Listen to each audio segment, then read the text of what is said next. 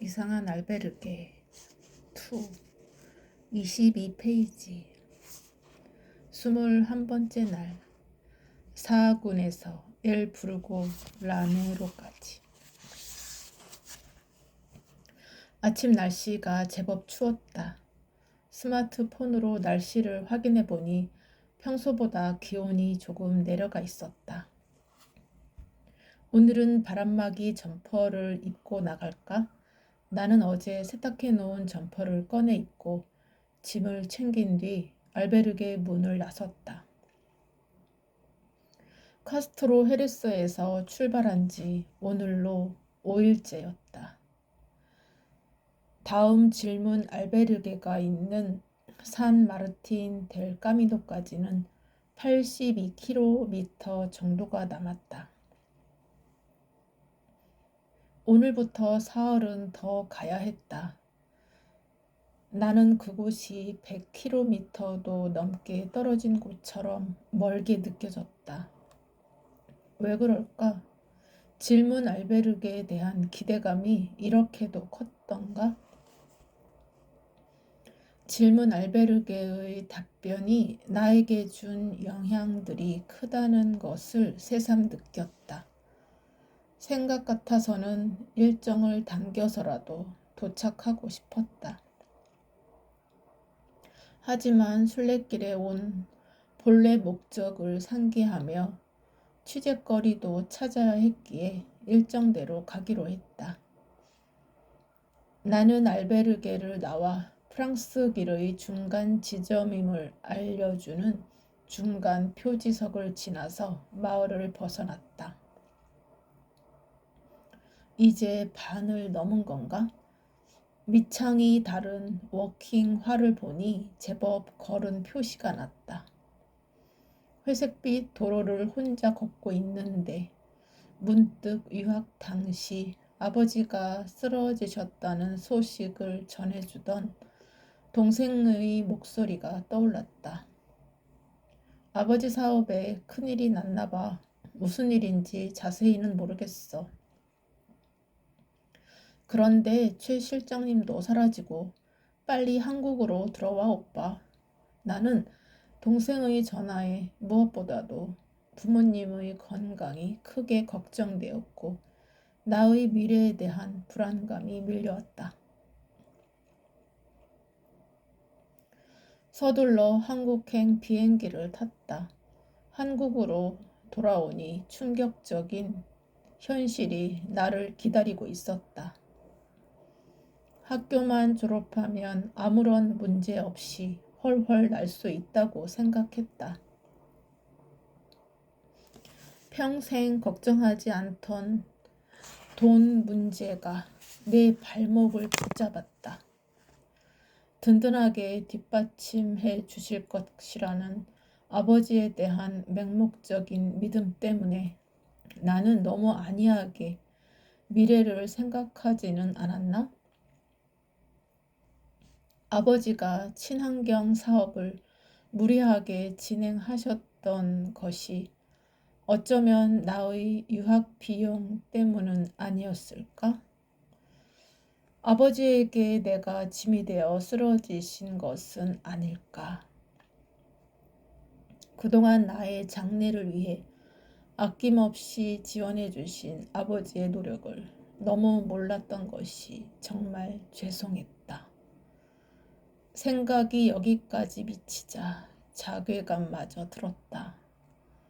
그래서 나는 아버지가 사업으로 진 빚을 해결하겠다고 자청했고 가장이 되었다. 내가 아버지에게 더는 짐이 아닌 믿음직한 아들임을 보여드리고 싶어서 열심히 일했다.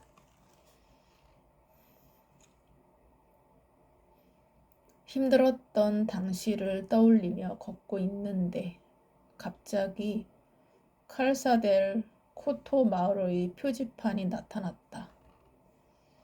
칼사다델 코토? 오늘 아침 알베르게 주인은 순례자들에게 이렇게 신신당부했었다. 엘 부르고 라네로로 가려면 계속 아스팔트 길을 따라가세요. 칼사다 델 코토 마을 방향으로 가시면 안 됩니다. 그쪽으로 가면 멀리 둘러서 가게 됩니다. 잊지 마세요.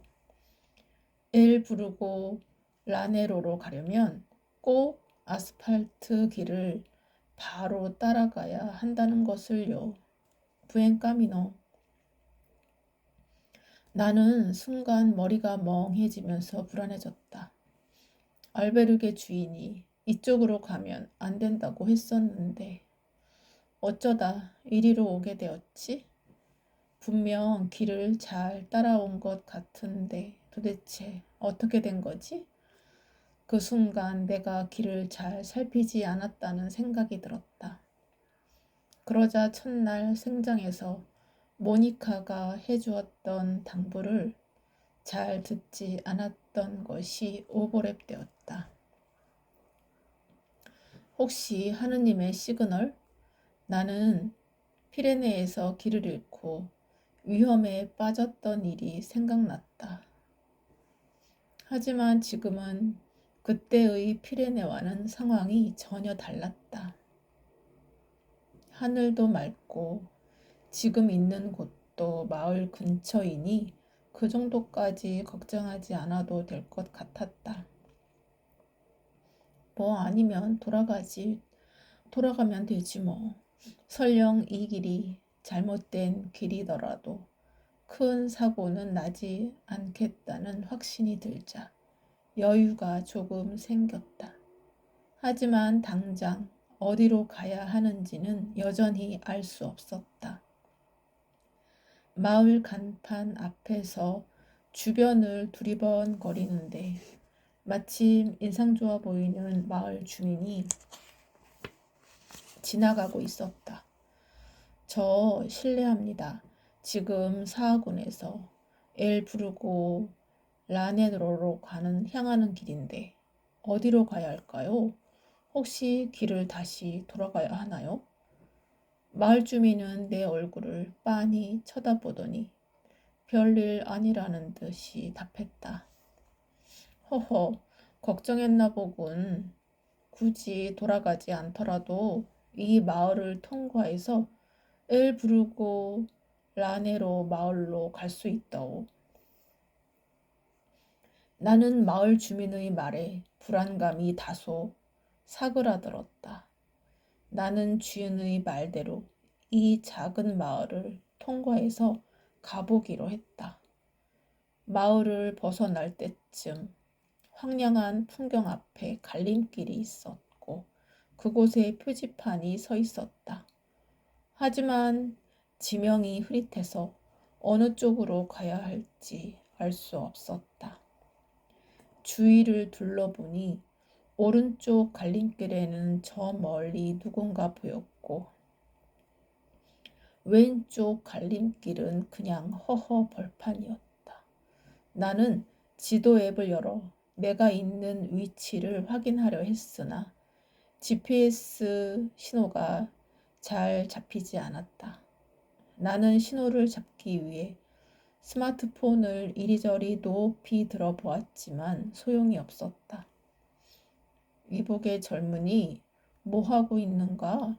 나는 갑자기 들려오는 소리에 깜짝 놀라 뒤돌아보았다. 한 할아버지가 훈훈하게 웃고 있었다. 조금 전 오른쪽 갈림길에서 걸어오던 사람이었다. 옷차림새를 보니 현지인인 듯했다. 왠지 이 동네 길을 잘 아는 할아버지를 만난 것 같아서 안심되었다. 저 엘 부르고 라네로로 가려고 하는데 어디로 가야 하나요?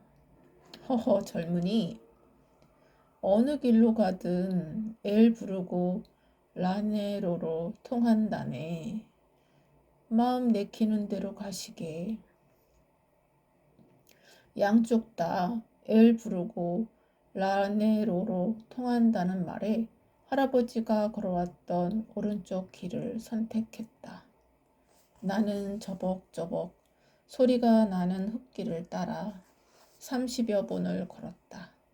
그런데 기대와는 달리 엘부르고 라네로로 이어진다는 아스팔트 길은 나타나지 않았고 황량한 흙길만이 계속 이어졌다. 게다가 사람조차 보이지 않았다. 다시 또 불안감이 몰려왔다. 이 길이 맞는 걸까? 그럼 혹시 이 길이 둘러가는 길일까? 할아버지에게 마을이 있는지 얼마나 걸리는지를 조금 더 자세히 물어볼 걸. 하지만 이쪽으로 가라는 것도 하느님의 시그널일 거야. 그래, 고민하지 말고 이 길로 걸어보자. 어느 쪽이든 엘부르고 라네로로 통한다고 했잖아. 난 얼른 생각을 고쳐먹고 다시 걷기 시작했다. 얼마나 걸었을까? 새파란 하늘 위 하얀 구름을 보며 포장되지 않은 흙길을 걷다 보니 이런 풍경도 나름 멋지다는 생각이 들었다. 끝없이 펼쳐질 것 같던 황량한 길을 조금 더 걸으니 떡갈나무가 드문드문 서 있었다. 메마른 황토빛 땅 위에 선 그 떡갈나무를 보니 피로가 잠시 해소되는 것 같았다. 나는 뜨거운 햇빛을 피해 나무 그늘로 갔다. 그곳엔 사람들이 옹기종기 앉아 있었는데 모두 가부좌를 틀고 명상에 몰두하고 있었다. 나는 배낭에서 물병을 꺼내 물을 마신 뒤 호흡을 골랐다. 탁 트인 자연과 어우러져 명상하고 있는 사람들의 모습이 보기 좋았다. 그런데 몇몇은 평온한 자연과는 달리 미간을 찡그리거나 뭔가 불편한 듯한 표정을 짓고 있었다. 저 사람들도 누군가에게 말하지 못할 고민과 사정이 있는 거겠지? 명상에 대한 답을 받고 난 이후부터 나는 명상이나 기도하는 사람들을 보면 예전과는 다른 생각이 들었다. 전에는 명상하는 것 자체가 정신 운동과도 같고 아무 생각 없이 고요하게 나 자신의 존재를 느끼는 활동이라고 생각했다. 그런데 지금은 어떤가? 명상하면 삶에서 풀어야 할 숙제들이 떠오른다고 생각하니 저들의 상황이 도무지 남의 일 같지 않았다. 나는 명상하고 있는 순례자들을 잠시 촬영한 후 다시 길을 걸었다. 한 발, 두 발, 발걸음을 옮길 때마다 칼사다 델 코토 입구에서 끊어졌던 아버지에 대한 기억이 다시 이어졌다. 내가 방송국 PD로 입사한 지 얼마 안 되었을 때였다.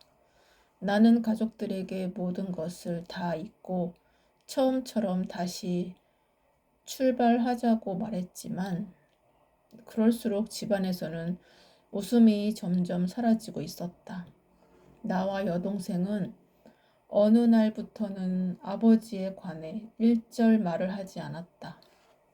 그러던 어느 날 밤 잠을 자다가 갑자기 목이 말라 물을 마시러 거실로 나갔다.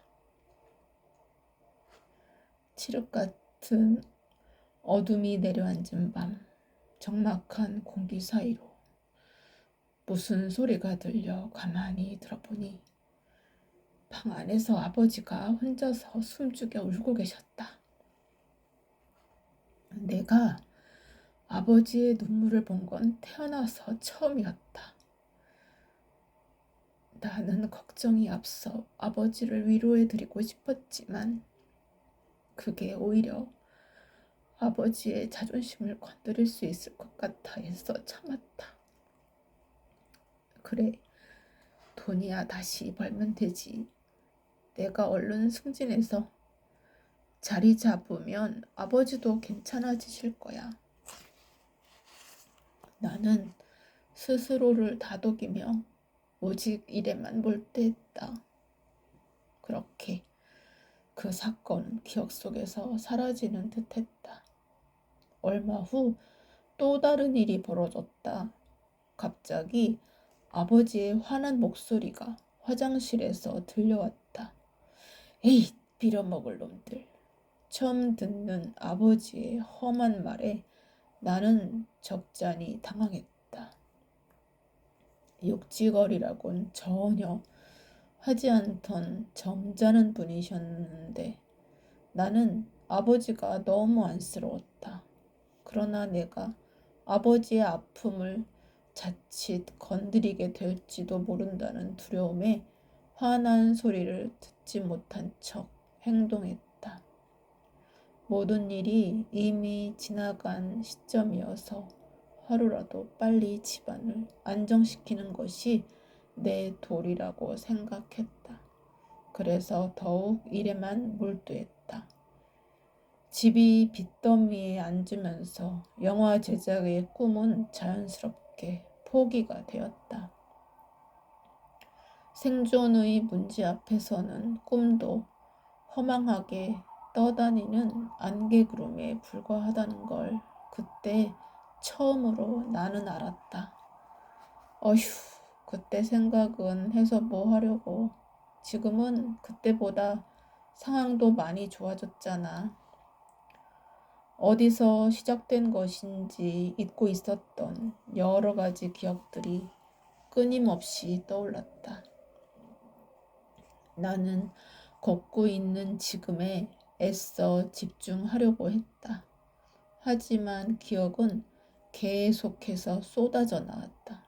그 기억들은 사람들에게 버려진 듯한 휑한 시골길 위로 한꺼번에 쏟아졌다. 생각을 계속 이어가다 문득 아헤스에서 받았던 답변이 생각났다. 이런 생각도 잡념일까? 하느님의 선물일까? 화두이고 힌트일까? 생각이 여기까지 미치자 기억들에 대한 거부감이 조금씩 줄어들었다. 그리고 차츰 내 안에 나를 조금 더 솔직하게 마주할 수 있는 용기가 생겼다. 나는 용기를 내어 떠오른 기억을 마주하기 시작했다. 그러자 나를 무겁게 짓눌렀던 마음속의 짐들이 하나 둘 정리되었다. 나는 생각이 번잡하거나 삶의 기로에서 답을 찾기 위해 떠나는 순례자들이 덜어놓았을 마음속의 짐들을 상상해 보았다. 그래서 이래서 순례길에 많이 오른 사람일수록 짐이 가벼워지는 것일까? 미니멀 라이프의 매력이 무엇인지 조금은 알 것 같았다. 나는 점점 변해가고 있었다. 인생에 있어 정말로 중요한 것이 무엇인지에 대해 생각해 보게 되었고, 부수적인 것들은 크게 신경 쓰지 않거나 내려놓게 되었다. 매일매일 똑같이 걸어도 어제와 오늘의 걸음은 똑같은 것이 아니었다. 예상과 달리 길을 둘러가게 된 덕분에 생각지도 못한 선물을 받게 되었다. 그렇게 생각하자 갑자기 웃음이 나왔다. 이런 경우도 있네. 아침도 먹지 않고 출발해서인지 갑자기 허기가 밀려왔다. 그때 뒤에서 누군가 말을 걸어왔다. 처음 보는 여성 순례자였다. 부엔카미노, 혹시 출출하지 않아요? 우리 간식 좀 같이 먹을래요? 네, 좋아요. 안 그래도 혼자 먹기 적적했는데 잘 됐어요. 호호호. 나는 그녀가 간단한 스낵을 건네줄 줄 알았는데 갑자기 가방에서 피크닉 매트를 꺼내 바닥에 펼쳤다. 과일과 스낵, 소시지, 식빵과 초코잼 등 다양한 간식이 나왔다. 그녀의 본격적인 세팅에 나는 깜짝 놀랐다. 더욱이 그 간식들은 모두 평소 내가 좋아하는 것들이었다. 우리는 매트 위에 앉아 간식을 먹으며 담소를 나누었다. 순례길은 묘하게 사람을 솔직하게 만들었다. 같은 길을 걷는다는 동질감 때문일까? 그녀는 처음 보는 나에게 서슴없이 자기 이야기를 꺼냈다. 그녀는 스페인에서 왔는데 이름은 마리아였다. 나이는 45세, 카톨릭 신자였다. 이혼하고 혼자서 4년째 딸을 키우고 있다고 했다. 그런데 최근 알 수 없는 허망함이 밀려와 주님의 뜻을 찾기 위해 순례길에 왔다고 했다. 그런데 순례길을 준비하며 이상하게도 간식을 많이 챙기게 됐다고 했다. 짐이 많으면 무거울 줄 알지만 계속해서 챙기게 되었다고 했다. 그렇게 챙겨온 간식을 만나는 순례자들과 같이 먹으려고 했는데 의외로 같이 먹기가 여의찮았다고 했다. 그러던 중 내가 자신의 제안에 흔쾌히 응하자 그녀는 무척 고맙다고 했다. 그러나 나는 그녀와는 달리 팜플로나에서 짐을 줄인 이후로 특히 순례길에서는 절제가 중요하다고 생각했다. 그래서 음식도 늘 먹을 만큼만 가지고 다녔다. 혼자서 촬영해야 하는 나에게는 촬영 이외의 것까지 풍족하게 챙기는 건 사실상 무리였다. 하지만 걷다 보면 체력이 소진될 때가 간혹 있었다. 그럴 때면 마리아처럼 신기하게 먹을 것을 챙겨주는 사람들이 나타났다. 내가 절제한 만큼 다른 사람이 나에게 필요한 것을 채워주는 것도 신기한 경험 중의 하나였다. 허기를 채우고 난 후 자리에서 일어서려고 하자 마리아는 조금 더 쉬다가 움직이겠다고 했다. 마리아 덕분에 맛있게 잘 먹었어요. 부엔 까미노. 좋은 이야기를 나눌 수 있어서 오히려 제가 고맙죠. 부엔 까미노. 나는 그녀에게 고맙다는 인사를 한 후 발길을 엘 부르고 라네로로 향했다. 멀리서 마을이 보였다. 입구에 다다르자 칼사디아 데 로스 에르마니오로스라는 표지판이 서 있었다. 엘 부르고 라네로가 아닌가?